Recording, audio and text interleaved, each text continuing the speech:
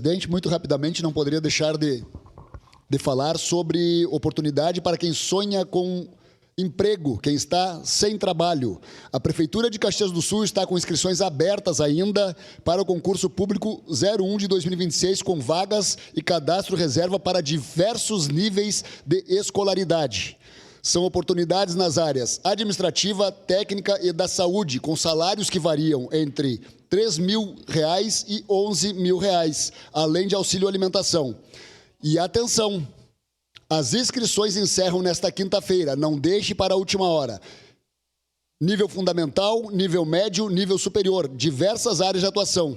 Compartilhe esta informação com quem está procurando uma oportunidade de trabalho e construção de carreira no serviço público. E boa sorte a todos os candidatos. Então, encerra amanhã a inscrição para o concurso público aqui na Prefeitura Municipal de Caxias do Sul. Era isso, senhora presidente. Obrigada, vereador.